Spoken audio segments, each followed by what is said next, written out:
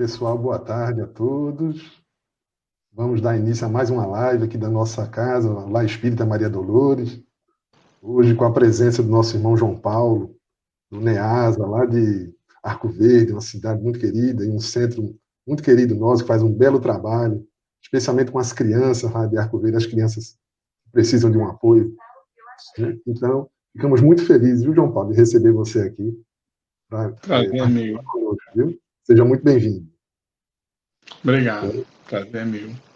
Pronto, então veja, vamos dar continuidade. A nossa ideia, né, dessas lives que a gente está realizando é levar um pouco do conhecimento espírita e levar um pouco de conforto nesse momento que está todo mundo muito agitado, muita dificuldade, está difícil para todo mundo, né? Mas todos nós estamos enfrentando e a doutrina espírita nos dá força para suportar toda e qualquer dificuldade. Então, é nesse sentido que a proposta é essa da nossa casa, tá certo? Então, vamos fazer uma prece para dar início aos nossos trabalhos. E, na sequência, a gente passa a palavra ao nosso irmão João Paulo, que vai discorrer sobre um tema belíssimo, porque tudo que se relaciona a Paulo de Tarso é algo extraordinário. Não é não, João Paulo?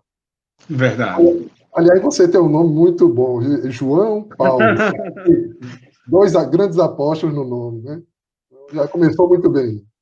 Tá certo, João Paulo. Então, vamos fazer nossa prece, tá? Eu passo a palavra para você.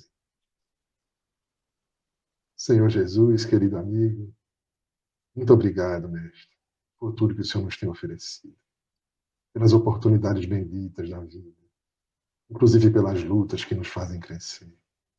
Porque se não tivéssemos as lutas, nós estacionaríamos, ficaríamos na preguiça e não avançaríamos.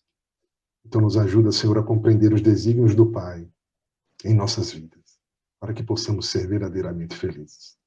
Protege todos que estão aqui presentes hoje, assistindo esse comentário belíssimo sobre a vida de Paulo. Que tua paz nos envolva, hoje e sempre. Muita paz para todos, assim seja. Bom, João Paulo, então, fica à vontade, viu? Vou sair aqui, qualquer coisa você me chama. Ok. Ok?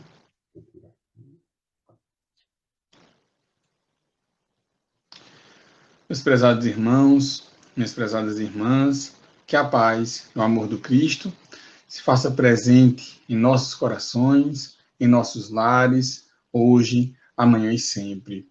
É uma alegria desfrutarmos deste momento e agradecemos aos irmãos do Lar Espírita Maria Dolores pela oportunidade. Agradecemos a todos que nos assistem nesse momento, que nos acompanham. Muito obrigado por estarmos juntos. A temática da tarde de hoje, a lição da Estrada de Damasco.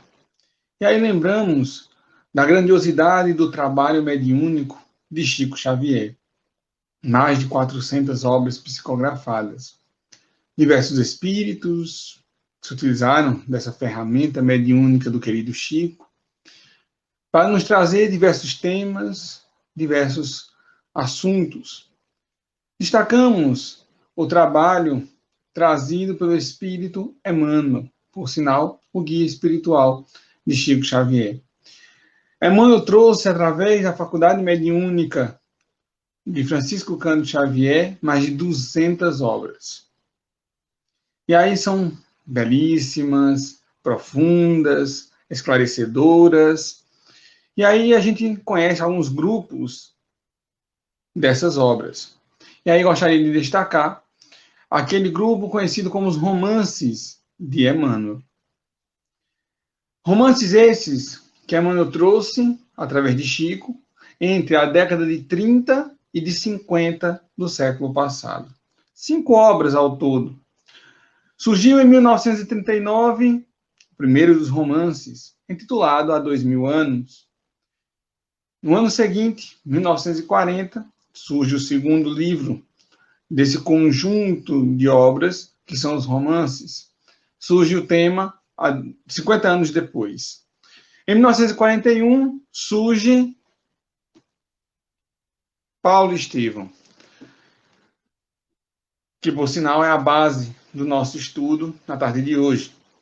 Em 1944, o quarto romance, Renúncia, e fechando esse grupo de obras, em 1953, surge o livro com o tema Ave Cristo.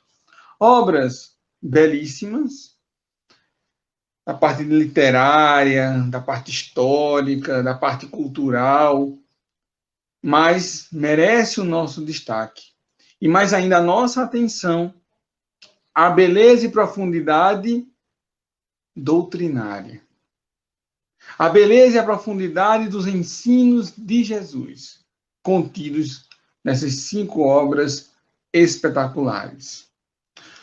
Como disse, a obra que serve de base para os nossos comentários na tarde de hoje é o livro Paulo e Estevão, lançado em 1941.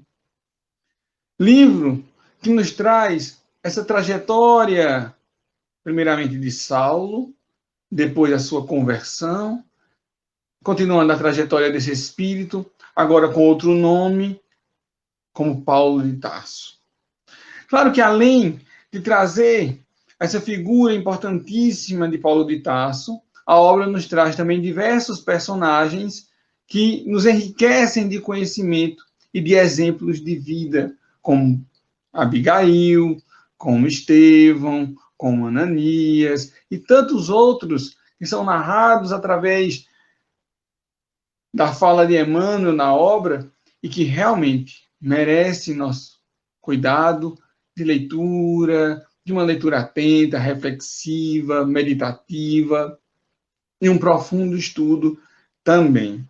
Então, essa lição da Estrada de Damasco, essa ocorrência, ela vai estar muito bem detalhada por Emmanuel, de uma maneira até emocionante, no capítulo 10 da primeira parte da obra Paulo Estevão. Nós vamos encontrar uma descrição do que aconteceu na Estrada de Damasco, só de uma forma mais compacta, mais resumida, em Atos dos Apóstolos, capítulo 9, versículos de 1 a 19. Então, claro, que vamos trazer na tarde de hoje essa reflexão em torno do que aconteceu naquela estrada. Não só meramente a questão histórica da ocorrência, mas, e sobretudo, a questão espiritual. O aspecto espiritual daquilo ali que aconteceu na Estrada de Damasco. Veremos que a cada passo, a cada momento daquela viagem de Saulo até chegar a Damasco, cada instante é lição para as nossas vidas. Tem tudo a ver com a nossa trajetória de espíritos imortais que somos. Alguns vão se identificar mais com o início da trajetória da viagem, outros mais com o meio da viagem, outros tantos irão se identificar com a parte final da viagem. Mas alguns identificarão já depois da viagem terminada e da conversão completada.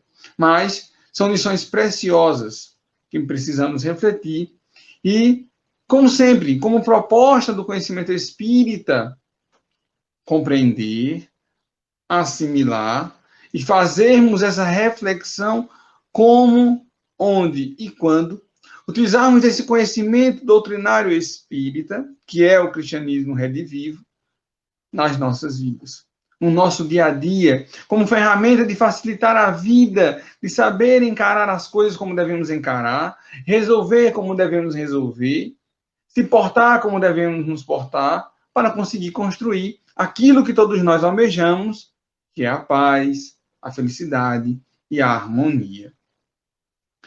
Então, há na internet um trabalho muito bom, e aí fica a sugestão de estudo, do palestrante espírita Rafael Lavarini, um estudo específico da obra Paulo Estevão, intitulado Desvendando Paulo Estevão.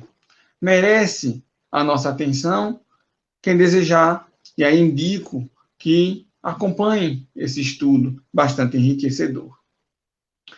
Antes de Saulo chegar à Estrada de Damasco, para que possamos entender tudo que envolvia essa viagem e o que passava no espírito Saulo de Tarso, nós vamos buscar um pouquinho antes as informações sobre Saulo, antes dele começar de fato a viagem. Vejamos. Abigail tinha sido noiva de Saulo. Eles haviam depois se distanciado. Ela agora na condição de ex-noivo. Acabara de retornar ao plano espiritual. Então, Saulo tem a notícia, vai até onde foi o ambiente dos últimos momentos da vida física de Abigail e vai conversar com um, com outro. O que merece o nosso destaque é a conversa de Saulo com Zacarias. Saulo vai se informando como foi os últimos momentos e tudo mais. E no momento, Zacarias vai fazer um destaque que Abigail tinha se convertido para o cristianismo. E Zacarias vai falar sobre essa conversão de uma maneira positiva, de uma maneira benéfica, que fez muito bem para Abigail. Trouxe para ela o fato da compreensão da realidade da vida, da imortalidade da alma, das lições do mestre Galileu. Trouxe realmente um conforto para ela. A ajudou muito a enfrentar as dificuldades finais da sua passada aqui na Terra. Só que Saulo não interpreta da mesma forma. Saulo, por sua vez, vai interpretar que essa conversão foi justamente o que desencadeou a doença de Abigail e que provocou a sua morte. Zacarias vai também estar colocando sobre essa conversão que quem exerceu grande influência e trouxe esse conhecimento cristão para Abigail foi um cristão de nome Ananias. E aí Saulo, terminada aquela conversa com Zacarias, volta resoluto à cidade de Jerusalém para conseguir autorização para perseguir e punir Ananias.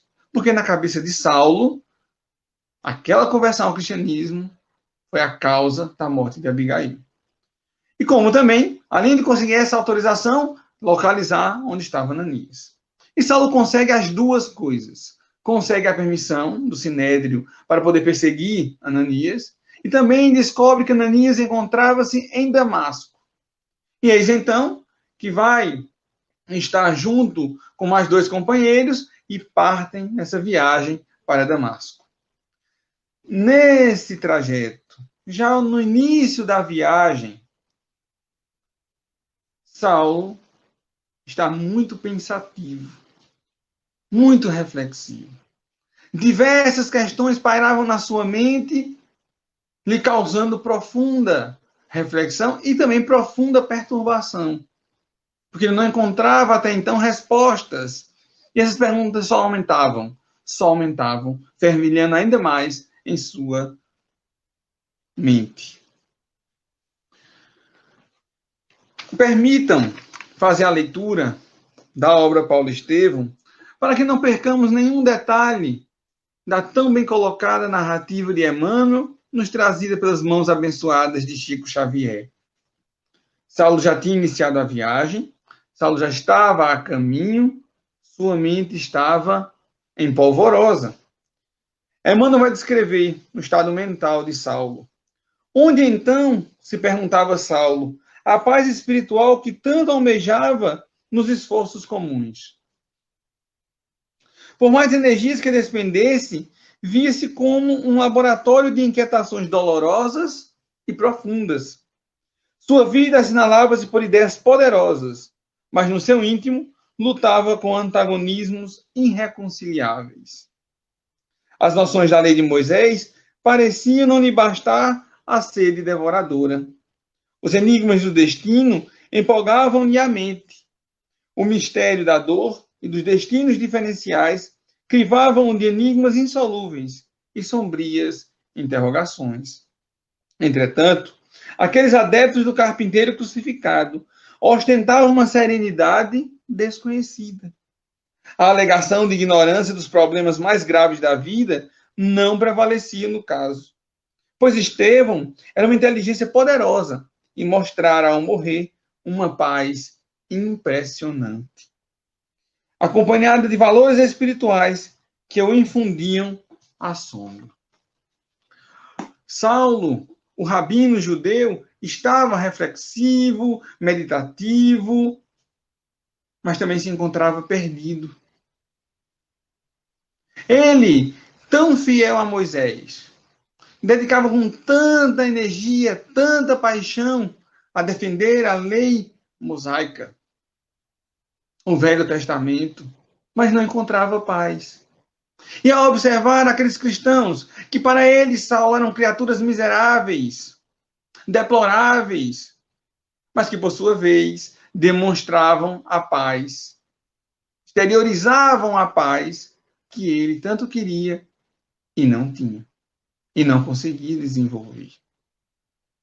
Passava também por sua mente questionamentos do tipo: por que alguns sofrem mais, outros menos? Por que a sua ex-noiva teve que voltar, partir dessa vida, voltando para a verdadeira vida tão cedo? O doutor de Tasso também se depara com questões sobre como eu, tendo tantas coisas materiais, que o mundo me diz são todas condições de felicidade, mas eu não sinto felicidade.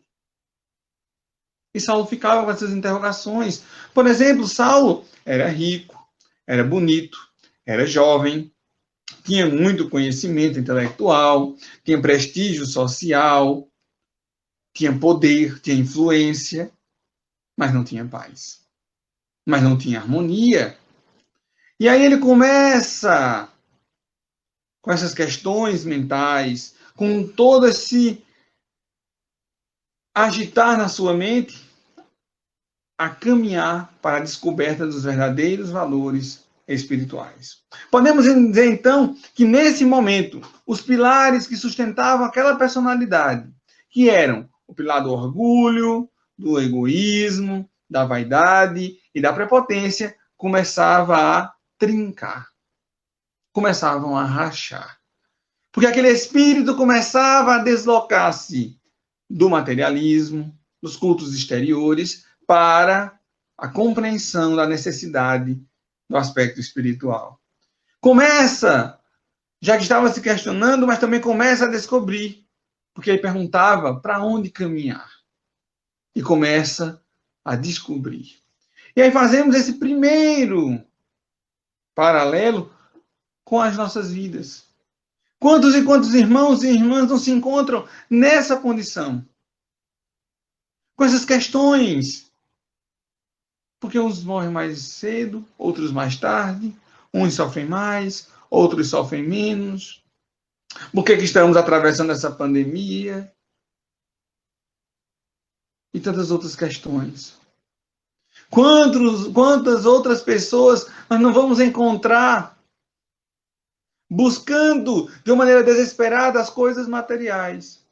E nessa busca não tendo felicidade e mesmo conquistando tudo aquilo que almeja no aspecto material, mesmo assim continuam vazias e sem realizações que de fato as preencham. Muitos se encontram assim. Muitos. Claro, alguns ainda continuam a buscar achando que tentar uma intensidade maior, uma quantidade maior vai resolver. Outros já se encontram começando a perceber que essa busca frenética por coisas materiais não é o local onde vão se realizar e ser plenos. E outros já exaustos dessa busca das coisas materiais, já começam de fato a buscar as coisas espirituais. Então, muitos de nós nos identificamos com esse momento. Estamos descrevendo a trajetória de Saulo de Tarso.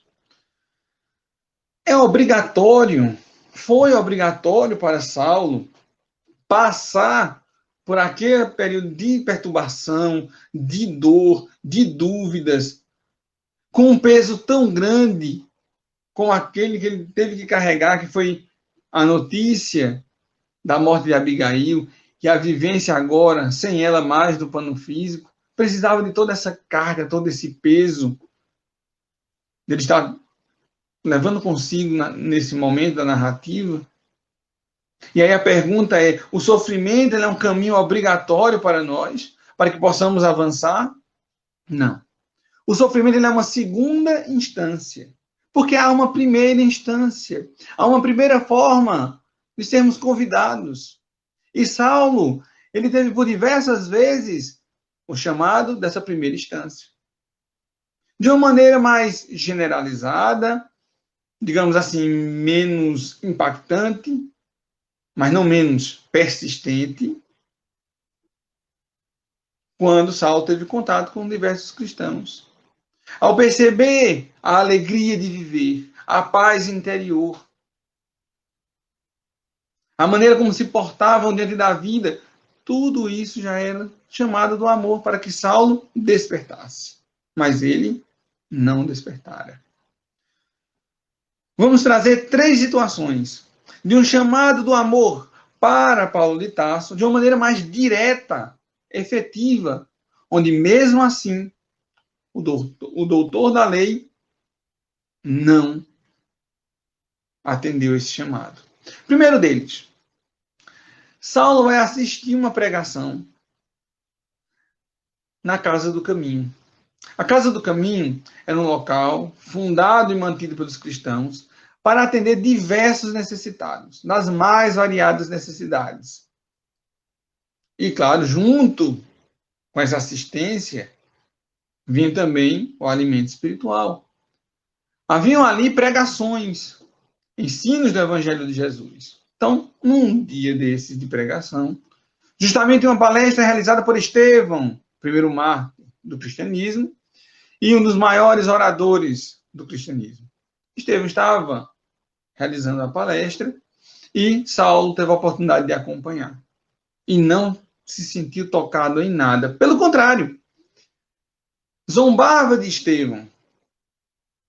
Dizia a Estevão, como pode o Messias tão esperado pelos judeus ser um carpinteiro humilde? E dali Saulo sai resoluto e torna-se um grande perseguidor de cristãos. Porque na sua cabeça, aquela ideia precisava, aquela loucura precisava ser retirada da sociedade. Há um segundo chamado, através do amor, para Saulo. É quando Gamaliel, outro rabino judeu, que por sinal foi um instrutor de Saulo de Tarso, Gamaliel havia recebido de Simão Pedro uma cópia do Evangelho de Mateus. E Gamaliel, ele já tinha percebido, ao ler o Evangelho de Mateus, que ali merecia uma atenção diferenciada. Não era uma loucura, não era uma sandice a boa nova do Cristo. E Gamaliel vai até Saulo e conta isso. E Saulo permanece irredutível. Há um terceiro chamado direto do amor para Saulo. Abigail, antes de partir da vida material, tem um sonho com o seu irmão Estevão, que vem contar-lhe que Jesus tem uma grande tarefa para Saulo. Claro, Abigail não teve como contar isso diretamente para o doutor de Tarso, mas deixou informado aqueles que conviviam com ela, e essa informação chegou para ele. E ele também não deu bola nenhuma para esse chamado do amor. Então, ele rasgou os convites do amor. Restou a segunda instância. Que aí, quando rasgamos o convite do amor, aí sim, a segunda instância passa a ser obrigatória. Que é o despertar pela dor. E ele se encontrava, como estamos percebendo, cheio de dúvidas, um fardo pesadíssimo por conta justamente de não entender a realidade da vida. E aí, novamente, uma ponte da lição da estrada de Damasco com a nossa vida. Estamos atendendo o convite de Jesus através do amor? Ou estamos rasgando esses convites, plantando espinhos para amanhã? Lembrando, o plantio é livre, a colheita é obrigatória. No instante onde eu coloco os espinhos, amanhã essas mãos vão lá e vão colher. Mas Deus é tão bom, mas tão bom, que nós podemos adquirir luvas para doer menos Porque colher, nós teremos que colher.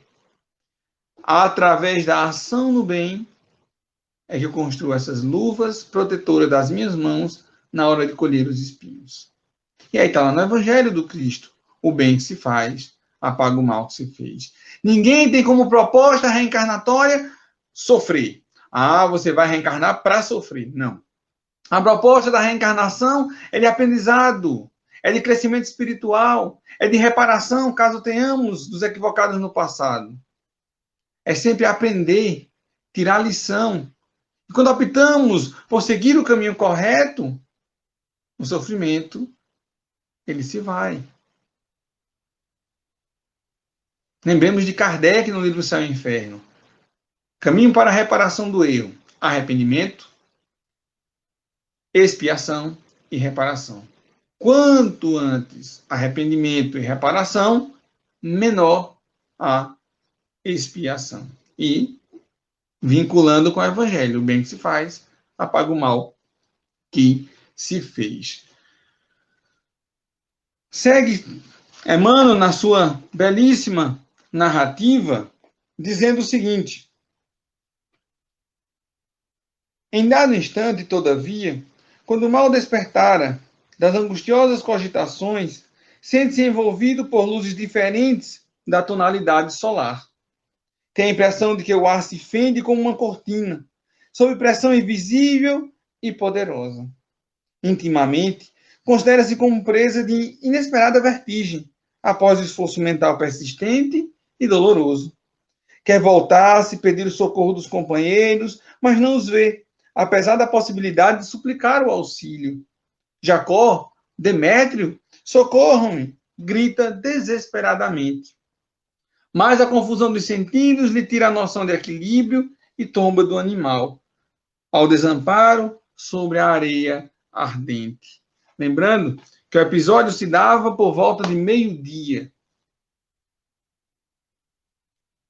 Então, acabamos de falar o convite do amor. Saulo receber esse convite e não escutara, chegar à condição da dor.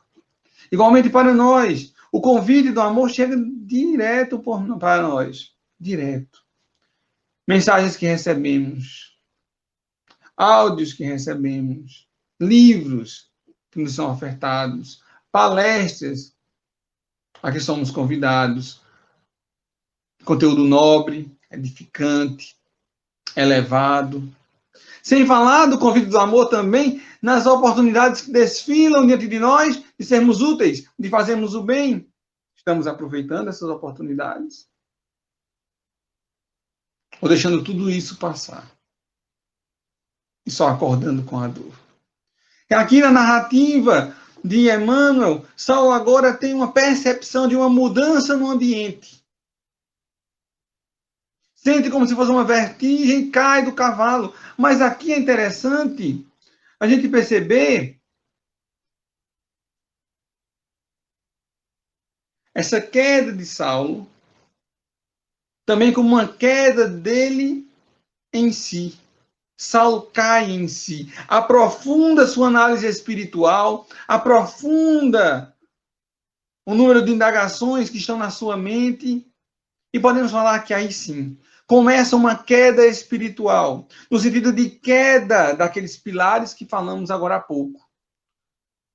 Se lá, quando ele começava a questionar as coisas, a buscar um caminho para a sua vida, começava a rachar os pilares do egoísmo, do orgulho, da vaidade e da prepotência, agora começam a desmoronar, começam a cair, quando desse encontro com Jesus. Claro que nesse encontro, Saulo não se torna um espírito puro de uma hora para outra. Estamos falando de pilares que desmoronaram, mas tem a ruína para limpar. Os destroços para serem retirados. Há um trabalho ainda por fazer. Mas aquele doutor da lei já começa, no desabar desses pilares de vícios, de mazelas morais, ele começa a construir a base de novos pilares. Começa a trabalhar nele a humildade. Também nesse momento que ele está vivendo agora, Lembramos de uma passagem do Cristo quando diz: não vim trazer a paz, mas a divisão. Que tem uma interpretação e até muito conhecida. Jesus deixou a boa nova, uns interpretam de um jeito, outros de outro. E aí, quem interpreta de um jeito, discorda do outro, e aí geraria essa divisão. Mas aqui, aproveitamos para refletir essa passagem de uma maneira diferente. Quando Jesus diz, não vim trazer a paz, mas a divisão, é o seguinte, quando a gente encontra com Jesus, e aí falamos de conhecer o seu evangelho, de ter esse contato maravilhoso com o ensinamento do mestre, a gente não sente paz de imediato. Porque a paz é uma construção gradativa de educação moral do espírito. O que primeiro existe é uma divisão dentro de nós. Ao percebermos o que fazíamos antes como um caminho tortuoso e equivocado, e a necessidade de não mais seguir para ele, e voltarmos agora para um novo caminho, uma nova postura, uma nova ação. Então, uma divisão começa a ocorrer em nós. Trazer para a nossa vida. Mais esse ponto da lição da estrada de Damasco. Precisamos fazer periodicamente uma análise espiritual da nossa vida. Atacar fortemente pilares de mazelas morais que ainda temos em nós, para que eles possam ruir também. Para que possamos começar a construir novos pilares, os pilares de sustentação da paz. Humildade, compreensão, trabalho, amor. Precisamos fazer essa análise. O Espiritismo nos permite esse encontro com o ensino do Mestre de uma maneira clara, precisa.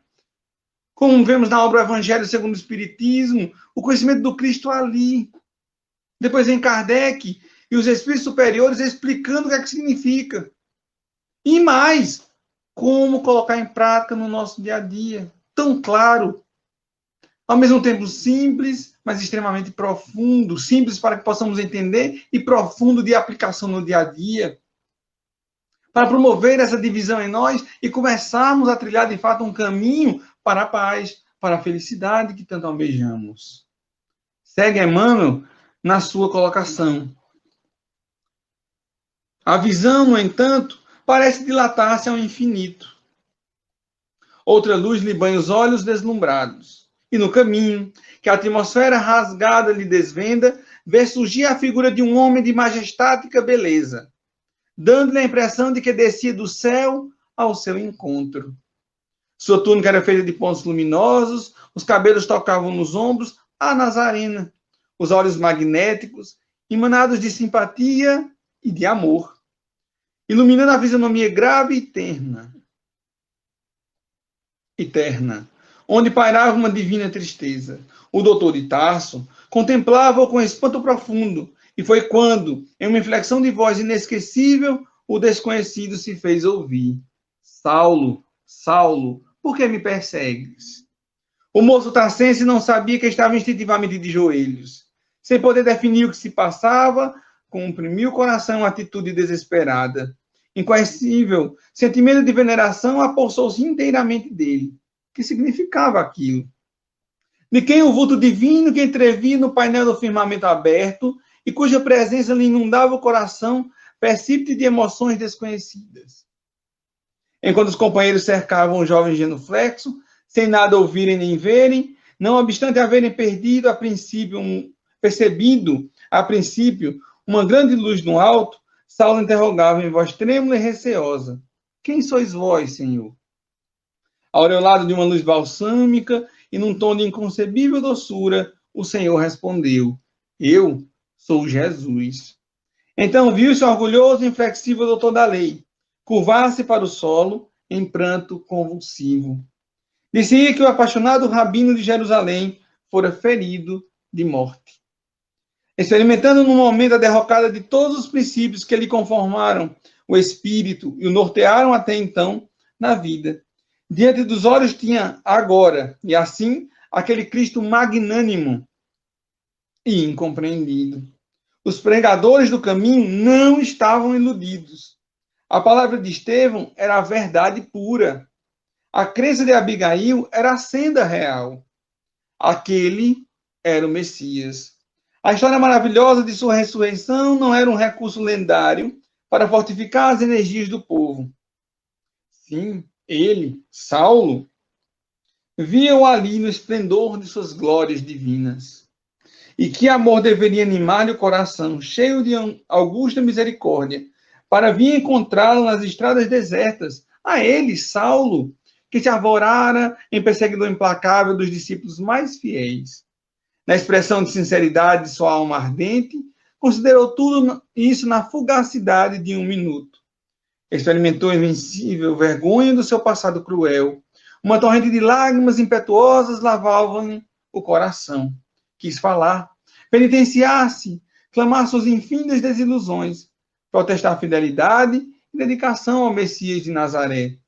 Mas a contrição sincera do espírito arrependido e dilacerado embargava-lhe a voz. Foi quando notou que Jesus se aproximava e, contemplando-o carinhosamente, o mestre tocou-lhe os ombros com ternura, dizendo com inflexão paternal: não recalcitres contra os aguilhões. Saulo compreendeu. Desde o primeiro encontro com Estevão, forças profundas o compeliam a cada momento, em qualquer parte, a meditação dos novos ensinamentos. O Cristo chamaram por todos os meios e de todos os modos. Mensagem belíssima, muito emocionante, sem sombra de dúvidas. Saulo encontra-se com o Cristo. Está diante de Saulo, na estrada de Damasco, não um homem qualquer, não um simples nazareno. Está diante de Saulo, o governador espiritual da terra. Está diante de Saulo, na sua real grandeza, um espírito puro. E essa percepção, Saulo percebe exatamente o Cristo na sua grandeza. Percebe também a grandeza da vida espiritual. Entende, então, a grandeza da mensagem do Cristo, que é justamente ela que conduz à construção dos tesouros do reino dos céus, da vida espiritual. Toda essa percepção causou um impacto tremendo no espírito de Saulo, no espírito Saulo, ao ponto de dizer que a sensação dele era ferido de morte. Não é possível ser o mesmo depois disso, sem dúvida alguma. E aí, trazendo para o nosso dia a dia, o Espiritismo, com muita propriedade, nos apresenta Jesus na sua real grandeza. No seu real papel. E realmente, não tem como nós, após conhecermos a mensagem consoladora do Espiritismo, continuarmos os mesmos. Alguém poderia dizer, mas João Paulo, tem aqueles que conhecem a doutrina, mas permanecem nos mesmos caminhos dos equívocos. Mas eu vos digo, eles podem até permanecer fazendo as mesmas coisas, mas na consciência, a percepção que aquilo ali é errado já aparece de uma forma mais clara. Já fica um ponto, um alerta dentro dele dizendo: está errado. Mude o caminho. Saia desse itinerário que você está adotando agora. Como também, quando conhecemos a mensagem do Cristo, temos esse impacto também de ferido de morte, no sentido de impacto contra as nossas dificuldades morais. A visão do Cristo renova a perspectiva religiosa de Saulo. Saulo até então entendia como perspectiva religiosa muito conhecimento intelectual, práticas exteriores. Ao ver o Cristo, ao perceber a grandeza da vida espiritual, da mensagem cristã, ele percebe: que a perspectiva religiosa válida é o amor. É obter o conhecimento, mas exteriorizar o bem onde estiver, como estiver, com as possibilidades que tem em mãos. Da mesma forma para nós. Quando conhecemos a doutrina espírita, nos propondo de fato a estudá-la, mudamos a nossa perspectiva religiosa. Claro que respeitamos as demais perspectivas, mas compreendemos que o que nos é realmente necessário é a vivência do amor ao próximo. Dentro dessa narrativa de Emmanuel, o Cristo vai dizer para Saulo: não recalcitres contra os aguilhões. E assim sendo, Jesus está dizendo para Saulo o seguinte: não lute de uma maneira improdutiva contra o que lhe causa dor. Entenda o porquê do sofrimento.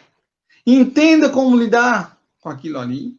Como buscar resolver de uma maneira correta, sensata, equilibrada, e que de fato seja uma solução sustentável e bom para todos.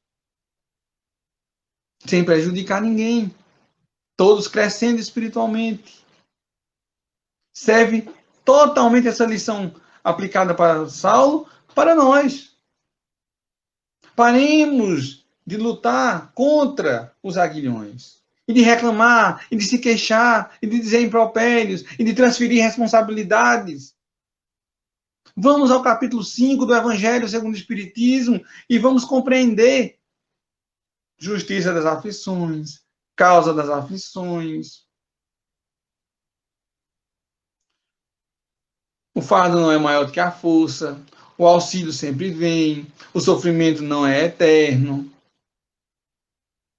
E aí, justamente, saber conviver com aquela situação, saber superá-la e resolvendo de uma maneira realmente sensata, correta e sustentável.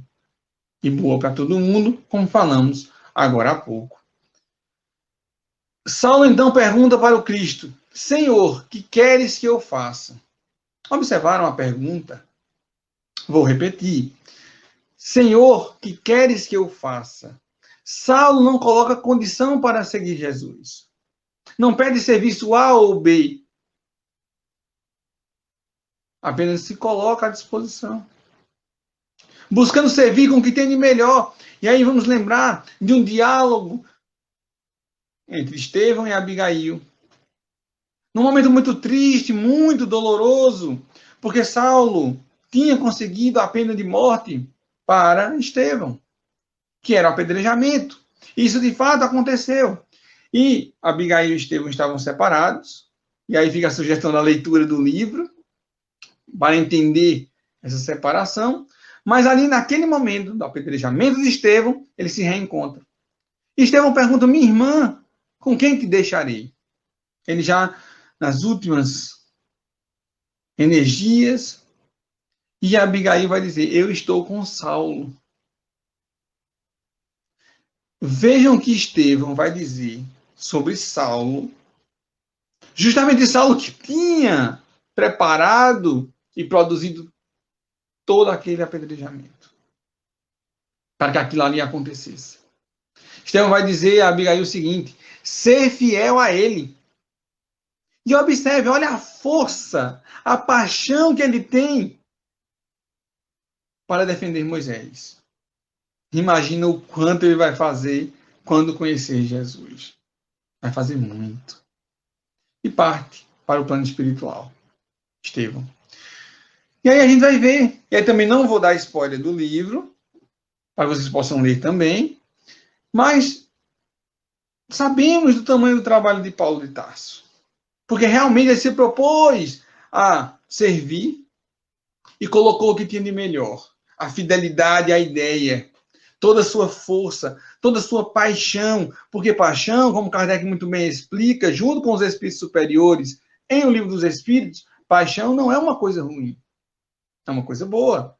Desde que você controle essa paixão e a utilize para a produção realmente efetiva do bem. O problema da paixão está quando nós somos governados por essas paixões. trazendo para o nosso dia a dia. Perguntamos a Jesus: Senhor, o que queres que eu faça? Puro assim, simples assim? Ou ainda estamos perguntando: olhe, Senhor, vou servi-lo, vou trabalhar contigo. Agora, se eu for o presidente da casa, vou trabalhar contigo, mas me dá tal condição aqui. Será que já estamos nos propondo a trabalhar com Jesus? Dentro das nossas possibilidades e dentro daquilo que Ele nos oferece para o trabalho? Possamos refletir nisso e nos colocar à disposição, nos capacitar para o trabalho, sempre com fidelidade a Jesus e a Kardec. Sempre. Jesus, para responder ao Senhor, que queres que eu faça, vai dizer: levanta-te e entra na cidade, e lá te será dito o que convém fazer. De fato, Saulo termina a viagem, chega a Damasco, daí a pouco a gente continua a narrativa. Mas essa lição também serve para nós. Olha a primeira colocação de Jesus: levanta-te. Quando nós erramos, então não ficar ali paralisado, dali errei, não sirvo, não dá, não consigo. Para o quê? Levantar, se erguer e ir trabalhar. Se for possível organizar especificamente com aquele a quem prejudicamos, vamos nos reorganizarmos. Se não mais podemos acertar com aquele a quem erramos, vamos buscar fazer o bem a outrem. Que serve também como reparo do mal causado. Quando ele fala cidade, serve para nós a vida de relação. Atuar no dia a dia. E aí lembramos de Kardec na questão 886 do Livro dos Espíritos, que a caridade pode ser exercida em todas as nossas relações. Com encarnados, com desencarnados, com superiores, com pares, com inferiores. Onde e quando a gente estiver. E aí vemos com muita tristeza, irmãos espíritas: meu Deus, mas eu estou tanto tempo sem poder fazer o bem, porque as casas espíritas estão fechadas esse tempo todo. Sabemos a necessidade do isolamento social. Mas só faça o bem na casa espírita. O quanto de bem não há para fazer dentro do lar? Será que foi à toa? Todo esse processo para que a gente voltasse ao lar, aqueles que não estavam, para estar em contato direto com aqueles do lar. Será que era para quê? É para fazer o bem, é para ser útil. Que possamos aproveitar essa oportunidade, porque Deus nos dá a condição para que possamos plantar. Agora, plantar, regar, acompanhar, colher, é conosco. Precisamos agir. Saulo chega a Damasco, ainda procura um judeu de nome Sadoc, não encontra, fica hospedado em um determinado lugar. Passado algum tempo, Ananias vai ao encontro dele. Do encontro com o Cristo até o encontro com Ananias, Saulo fica sem a visão física. E aí outra oportunidade para a gente refletir nessa lição da estrada de Damasco. Saulo ficou assim com a finalidade de que ele voltasse para seu mundo interior, para as coisas espirituais, refletisse o mais profundamente possível. Cabe a nós também termos esse cuidado de fazermos essa reflexão, de voltarmos para dentro de nós, para esse encontro consigo mesmo, para se autoconhecendo, buscando o caminho do aperfeiçoamento. Ananias cura Saulo volta a enxergar.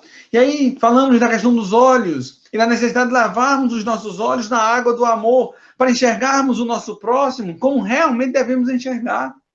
Como um filho de Deus, como um irmão, como um espírito em evolução, como alguém que tem um potencial dentro de si e de fato vai se tornar um dia espírito puro. Quando se observa com amor, é diferente. Por exemplo, alguém que tem um conhecimento, olha para uma fruta e percebe uma semente que tem ali dentro. Quem olha com conhecimento e amor, percebe, olha a fruta percebe a semente, mas já consegue perceber além os frutos dados por aquela semente. Lição fundamental para o nosso dia a dia também nos trazida por Saulo. Saulo era um grande perseguidor. Cometeu muitas crueldades. Encontra-se com Cristo. Saulo tinha todo um cenário para quê? Sou culpado, sou errado, não presto, não sirvo, quanta besteira que eu fiz. E nessa culpa, que é uma areia movediça, porque o indivíduo fica mergulhado na culpa e ele vai se afundando num processo de depressão. O que é que Saulo faz? Ele entende a responsabilidade. A descrição de Emmanuel está bem claro ali. Ele sente todo o peso da sua responsabilidade, das atrocidades que cometeu. Mas o que ele faz? Se levanta e vai. Se levanta e segue para fazer o bem. Não paralisa na culpa. Possamos trazer isso para o nosso dia a dia. Chega dessa questão de culpa, culpa, culpa. Parem disso, paremos disso. Vamos assumir as nossas responsabilidades e atuar no bem. Seguir melhorando. Se erguer e caminhar. Reparando o que fez, aprendendo ainda mais, produzindo o bem cada vez mais. Saulo, após a conversão, é abandonado por muitos. Procura a mãe abandona. Procura o pai pega um saquinho de moeda, dá para ele e diz para ele, olha, a partir de hoje, não lhe considero mais meu filho. Até a própria Casa do Caminho, reduto de cristãos, não acolhem Saulo no primeiro momento, não. Ele se sente abandonado. O que é que ele faz? Segue firme a Jesus. Amando a todas essas pessoas. Serve de lição para a gente. Quando abraçamos a doutrina espírita, quantas pessoas não nos abandonam? Familiares, amigos, conhecidos. Sigamos Paulo. Amemos a todos. Mas sigamos com Jesus e com Kardec também. Paulo é tido como alienado. Como pode? Um indivíduo rico, famoso, status social, abandona tudo para seguir Jesus. E nós? Será que não somos tidos em nenhum momento como alienados? Quando falamos de reencarnação, de comunicação com os espíritos, de mundos habitados, de um Deus que não tem a figura humana, um Deus para não ser temido e sim amado. Muitos também nos chamam de alienados. Façamos igual Paulo de Tarso. Vamos seguir, propagando a mensagem do Cristo, a mensagem da doutrina espírita, sem forçar a consciência, mas propagando sempre que aparecer a oportunidade. Observemos também que Paulo de Tarso começa de baixo. Primeiramente, do ponto de vista material, ele sabe tecer, retoma a atividade de tecelão e do seu trabalho gradativo vai conseguindo sustento. Também do trabalho espiritual, ele começa de baixo. Ele passa mais de uma década estudando o Evangelho de Jesus, para começar a pregar em conversas tete a tete, um a um, para depois chegar às cartas, às pregações. Possamos trazer isso para nós. Temos os nossos sonhos, as nossas metas, e isso é muito bom, mas às vezes queremos que ela surja construída de uma hora para outra. E é degrau a degrau, passo a passo, aos poucos. A mudança de nome, Saulo para Paulo. A origem do nome Saulo. Voltar-se para ele. Os outros se voltarem para ele. Paulo, a origem do nome remonta a pouco. Daí a gente lembrar quando se fala que vai fazer uma coisa aos pouquinhos, se faz paulatinamente. Então, um nome que remonta ao orgulho, Saulo, para um nome que remonta à humildade, que é Paulo. Caminhando já dentro da nossa conclusão, Paulo de Tarso vai dizer: prossigo para o alvo, divulgando o cristianismo e vivendo a mensagem que divulga. Possamos dizer também: prossigo para o alvo, divulgando a doutrina espírita e buscando a cada dia mais vivenciar mais e mais os postulados espíritas. Paulo também vai dizer: o mal que não quero fazer, este faço. E o bem que quero fazer, este ainda não faço. Lembra do que falei logo no início da narrativa da viagem? Ao encontrar com Jesus, Saulo não mudou para o espírito perfeito. Aí lembramos de Kardec. O verdadeiro espírita é o que se esforça por ser melhor a cada dia. Não se torturando, porque ele não é perfeito, mas também não sendo conivente com os erros, sabendo que deve se esforçar cada vez mais por eliminar algo que faz equivocado, por passar a um nível mais elevado, por diminuir a intensidade daquilo que faz equivocado, até nesse trabalho de educação, de repetição, de reforma íntima, realmente se burilar na condição de um espírito de luz. Paulo vai dizer: combati o bom combate, encerrei a carreira, guardei a fé. Que possamos trabalhar para construir essa condição. Combater o bom combate, que é nós para conosco mesmos. Vencermos as nossas dificuldades morais. Cumprir a carreira, cumprir o que viemos fazer aqui como espíritos imortais que somos. E guardar a fé. A fé raciocinada, que nos dará certeza de que somos espíritos imortais. E o que importa são valores morais. Saber bem utilizar os valores materiais na sua devida proporção, sem nos causar desequilíbrios nem físicos, nem espirituais. Usar, mas no cumprimento das nossas tarefas aqui na Terra. E encerro quando Paulo de Tarso vai dizer: hoje não sou eu que vivo, mas o Cristo que vive em mim. Que possamos, o quanto antes, porque um dia vamos dizer, mas que possa ser o quanto antes, que a gente diga: hoje não sou eu que vivo, mas o Cristo que vive em mim. João Paulo, isso é possível, mas como?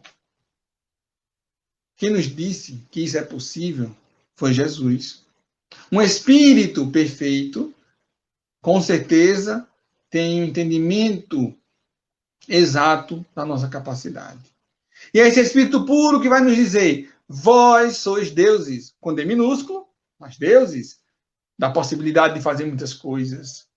Vós sois a luz do mundo, brilhe a vossa luz.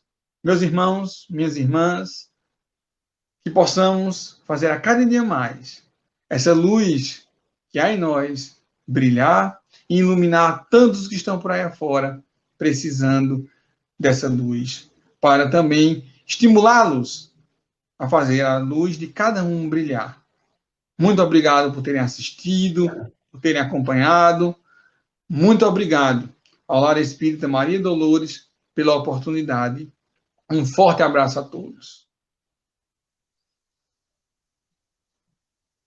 Opa, João Paulo, nós que agradecemos, viu, pela sua disponibilidade e por esse tema que é maravilhoso, né? Porque a vida de Paulo de Tarso realmente é uma lição do início ao fim, né? É inesquecível realmente a conversão dele, a mudança realmente, um exemplo para todos nós que às vezes temos dificuldade de enfrentar nossos defeitos, né? Mas ele conseguiu, ele estava numa situação muito difícil, né? Como você falou, o peso da responsabilidade dele era muito grande e ele conseguiu. Muito bem, então a gente agradece, agradecemos todos que estiveram aqui conosco, tivemos alguns comentários aqui, nosso irmão Alain Moura Filho, Ana Costa, Tarcísio Primo, que lhe conhece, João Paulo, que Deus te ilumine sempre, beijo no coração, Tarcísio Primo, Márcia Moraes esteve com a gente também, Elizabeth Queiroz Ferreira, Márcia Soares, Sérgio Amaral, Elizabeth já falamos, e Ana Costa. O pessoal que botou algum comentário aí mas outras pessoas assistiram, e com o passar do tempo pode ser que surja alguma outra pergunta, a gente passa para você, certo? Ok. Então vamos. Você quer dar algum comentário final ou podemos encerrar já? Não, pode encerrar. Então, mais uma vez, muito obrigado, João Paulo. Nada. Um grande abraço para todos vocês do NEASA, tá certo? Obrigado, muito obrigado. Que domingo o trabalho de vocês continue por muitos e muitos anos. Esse trabalho belíssimo de vocês, tá certo? Assim seja. Vamos orar, então. Senhor Jesus, querido amigo, só nos resta te agradecer por uma tarde de reflexões maravilhosa que tivemos. Nos ajuda, Senhor, a aprender com esse grande missionário que foi Paulo de Tarso. Nas nossas limitações, no nosso contexto, possamos aproveitar esse exemplo e mudarmos a nossa vida. No ambiente doméstico, na convivência, na vizinhança, no nosso trabalho, onde quer que estejamos, possamos ser um daqueles que serve a Jesus sem perguntar, sem exigir. Simplesmente segue em frente. Muito obrigado, que tua paz nos envolva hoje e sempre. Assim seja. Ok. Então, boa tarde para todos. Vamos encerrando essa live por aqui. Até mais. Até mais. Tudo de bom.